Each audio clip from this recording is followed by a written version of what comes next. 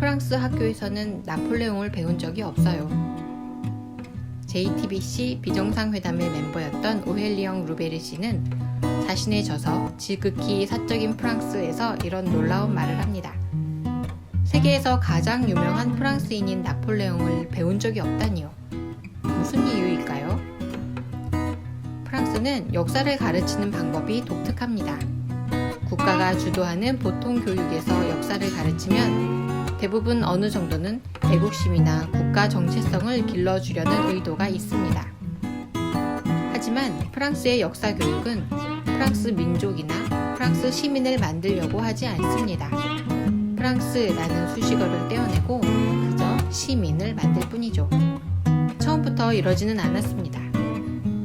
약 140년 전 제3공화국 때의 정치인들은 민족 정체성을 강하게 하려는 의도를 가지고 역사 교육 커리큘럼을 만들었습니다. 초기에 프랑스 땅에 정착한 켈트족부터 지금에 이르기까지의 긴 시간을 놓고 현재 프랑스가 만들어진 과정을 하나로 엮었습니다. 이렇게 되면 하나의 국가, 통합된 민족을 강조하는 이야기가 만들어집니다. 그때는 전 세계적으로 그런 역사관이 주류를 차지하고 있을 때였습니다. 하지만 시간이 지나면서 프랑스에서는 이런 방식의 역사 교육이 일종의 세뇌라는 반론이 강하게 제기됐습니다.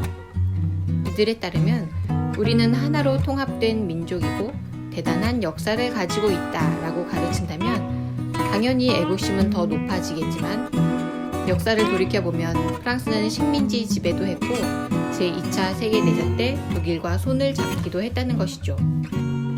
프랑스 대혁명처럼 자랑스럽고 눈부신 역사도 있지만 부끄러운 역사도 함께 존재합니다.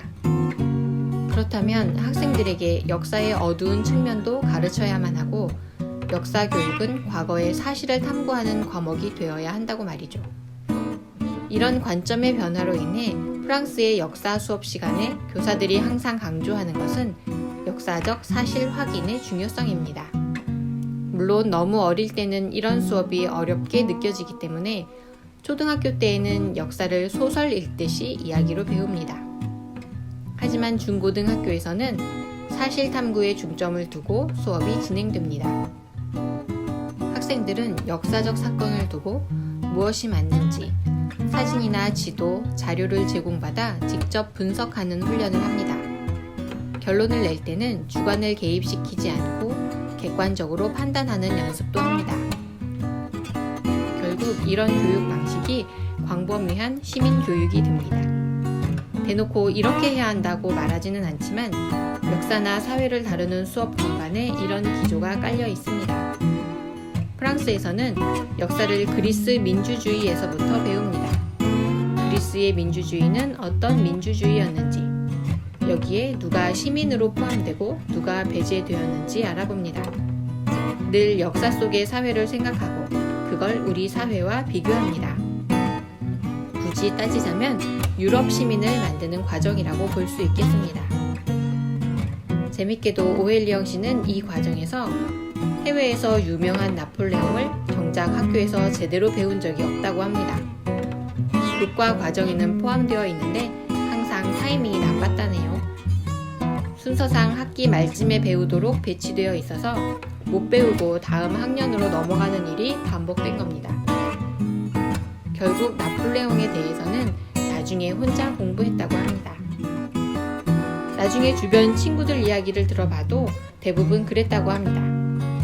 한편으로는 역사가 왕의 역사가 아니라 민중들의 이야기이니 나폴레옹에 대해 필수적으로 짚고 넘어가지 않아도 된다고 여겼던 것 같습니다.